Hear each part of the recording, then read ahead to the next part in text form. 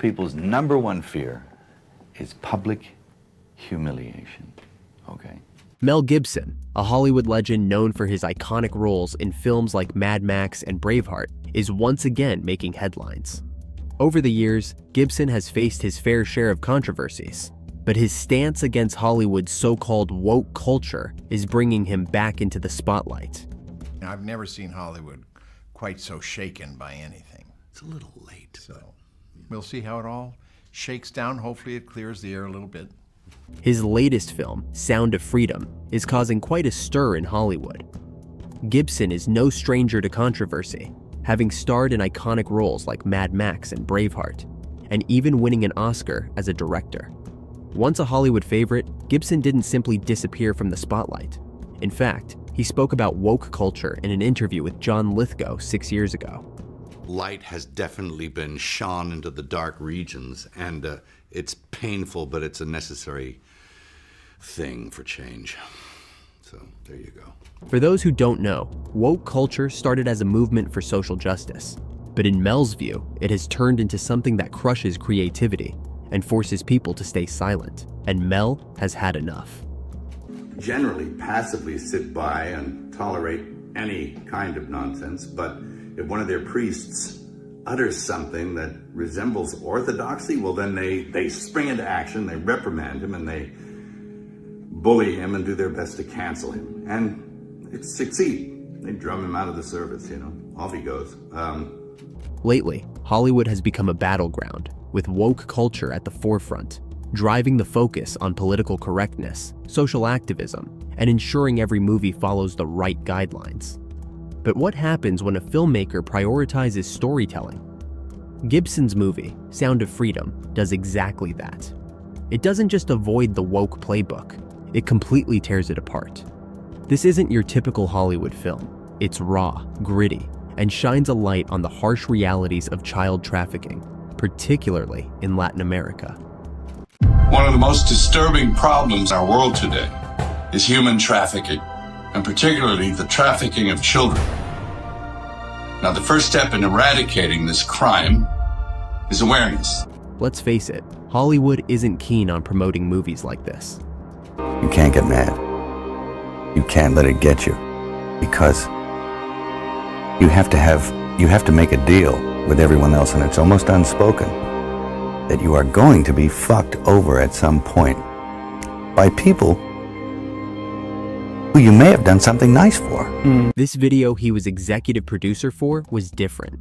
It's dark, unsettling, and doesn't fit the clean, polished stories Hollywood usually prefers. From the beginning, Hollywood didn't want anything to do with it, and hoped it would just fade away. But Mel Gibson had other plans. Instead of backing down, he and his team came up with a smart move, releasing the film in different countries at different times. It wasn't just clever, it was a brilliant idea. It kept everyone talking about it. Gibson's film, The Passion of the Christ, also brought him significant criticism. I think most people will be proof against the nastiness and stupidity of this film.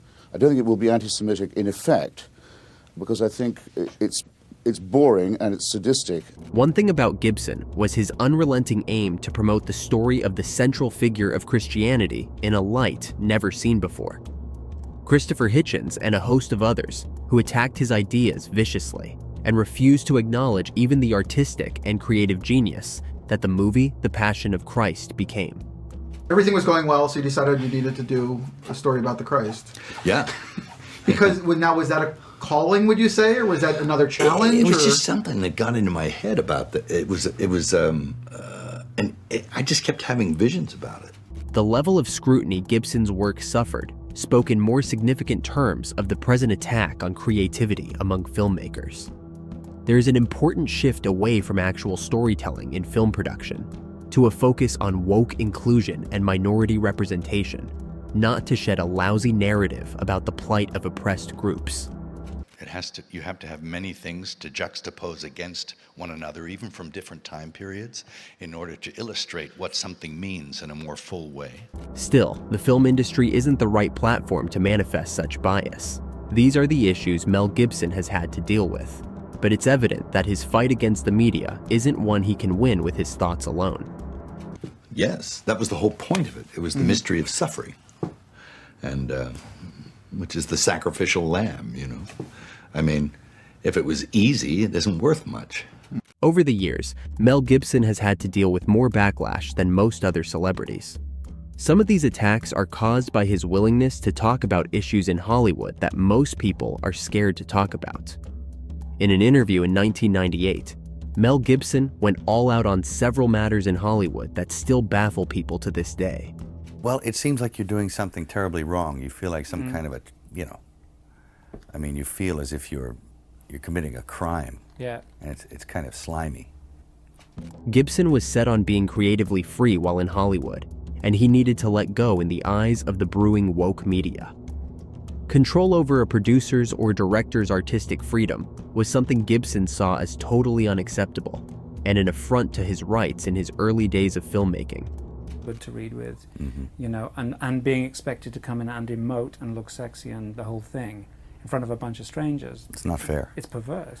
Well, it's not fair on them either. No. Loving the medium of filmmaking so much that you won't allow any external influence to direct the movement of your creativity was Gibson's mistake and flaw in the eyes of the woke media. He needed to be stopped, but it was obvious that keeping Gibson silent wasn't going to be easy. Best thing about it is that, you know, I grew up, and I guess you grew up in an industry that happened somewhere else. His voice spoke out against some of the more uncomfortable things in Hollywood, and he became an enemy for his attempt at daring these areas that most people avoided by every means. A bit further into the interview, Gibson began to talk about the alarming issues that he had experienced. Because I'd read this book on torture, and I tried to recall some of the most heinous things I'd ever read in this book, and he was like, oh, and he'd try and top it. Gibson's inference of a sinister and darker aspect of Hollywood culture is a narrative that has lasted for years. He is seen as someone who has done his best to reveal the evil details behind the woke agenda of Hollywood, and despite the backlash, a few people have stepped up to speak up for him. Robert Downey Jr. did his best to stand for Mel Gibson, whom he described as his friend. And I couldn't get hired, so he cast me in the lead of a movie that was actually developed for him, and he kept a roof over my head, and he kept food on the table. In this video from one of the award ceremonies, Robert Downey stood before all the A-list celebrities of Hollywood to defend Mel Gibson. Gibson's work in Hacksaw Ridge saw him delve into another issue that was mostly forgotten by the woke media. Gibson made the movie based on the true life story of Desmond Doss, who single-handedly saved 75 wounded soldiers on the battlefield of World War II. Comeback. How do you feel about that? Everyone's calling it your big comeback. Do you feel that way too? Well, you know, I haven't directed in 10 years, so I guess, in a sense, I guess it is a comeback, but...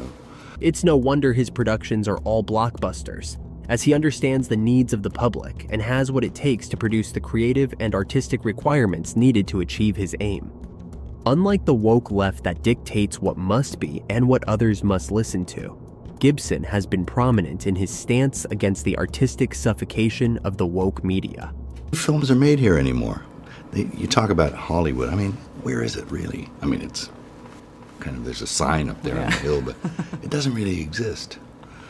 One resounding thing is that the public also loves Mel Gibson because of his relentless efforts to tell actual stories that relate to crucial issues in society. Still, this same effort to help humanity is the reason Gibson has come under the fire of the woke media. And he urged me to find my faith. Didn't have to be his or anyone else's as long as it was rooted in forgiveness. Despite the media attacks and vicious smearing as a fear-mongering ploy by the woke media, the movie was a box office hit because people realized that The Sound of Freedom touched on actual problems in society. Although the woke culture preaches the representation of minorities and those in need, it failed to live up to this with its actions. Created out of moral panics, they're created out of bogus statistics, they're created out of fear, and with something like Sound of Freedom, it specifically is looking at QAnon concepts of these child trafficking rings. The fact that the Hollywood media is willing to attack a project like this clearly shows the priority of the woke agenda within the industry. It reveals not only a bias against viewpoints that challenge the mainstream narrative, but also a broader effort to shape the direction of cultural conversations. When projects that defy popular ideologies face such harsh scrutiny, it becomes evident that protecting a particular agenda takes precedence over fostering diverse artistic expression. This shift has significant implications for both creators and audiences, as it limits the variety of perspectives that can be explored and shared. Sound of Freedom has a message filled with hope and inspiration. The film sparks conversations and encourages people to help end trafficking in their own community. Despite this, Mel Gibson has consistently worked to expose society's darkest truths through his films. Though he's paid a heavy price for his outspokenness, facing smears and cancellation, Gibson's legacy remains strong. His body of work continues to resonate, with each project leaving a lasting impact. His dedication to revealing uncomfortable truths, regardless of the personal consequences, highlights the importance of his contributions to filmmaking and the broader cultural conversation. So, what do you think? Is Hollywood's woke agenda reshaping the entertainment industry for the better? Or has political correctness gone too far, limiting creativity, free speech, and stifling open debate? Let us know in the comments below, and don't forget to like and subscribe for more honest conversations about woke culture.